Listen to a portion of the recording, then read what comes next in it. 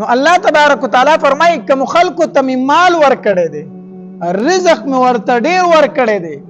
د پې منګولې کلکې کړي دي بخل پې کوي چاته ته ورکړه نه کوي او د ده خو دا ګمان دی چې ما ځان له ډېر مال جمع کړو دا مې ښه کار وکړو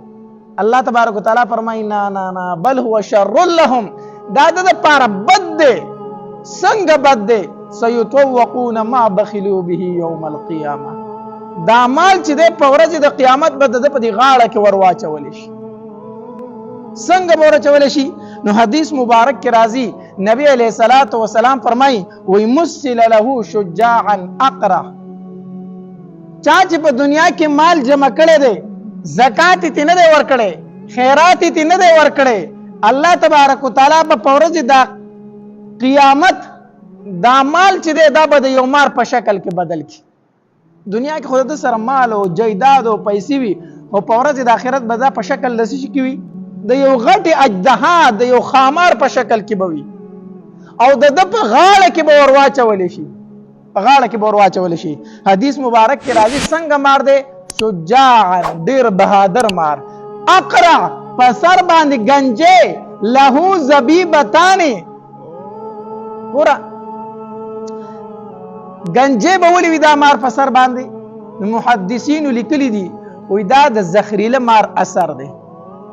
کم مار چې ډېر زخریله وي که نه د هغه په سر ویښته نه راخیږي د هغه د زخرو د تاو د وجې نه د هغه د زخرو د زور د وجې نه د هغه په سر باندې ویښته نه ټینګېږي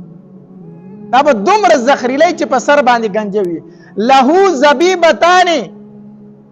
دوه سترګې نو څه معنا د سترګو د پاسه باید دوه تور تور ټاکې وي د دې مار دا علامت دی لکه مونږ خلک وایي که نه وایي د کم سپي چې د سترګو د پاسه دا ځایونه توري دا صحیح ناکاره ډېر زیات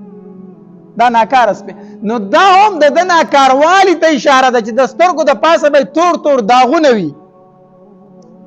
او حدیث مبارک کې راځي ویأخذ بلحظمتیه یعنی شدقیه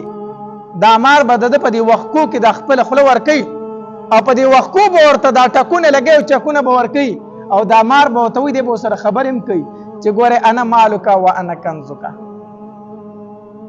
زه مار نه یمه زه ستا د دنیا غ خزانه یمه زه ستا د دنیا غ مال یمه خو تا پې منګولې کلکې کړې وې زکات دې نه ورکو خیرات دې نه ورکو د الله په لاره کې ته ورکړه نه ورکوله الله تبارک وتعالی نن زه په تا باندې مسلط کړی ما د هغې مال نه تا ته دا خامار او اجدهرخ کړې ده او زه به په تا مسلط یم چې ستا په دې وښکو کې به د خپله خوله ورکوم او تا به چیچم که تاسو ته هم د عبرت نه ډک بیانونه نور پکار وي نو د هغې لپاره زموږ دا چینل سره سبسکرایب کړئ او والسلام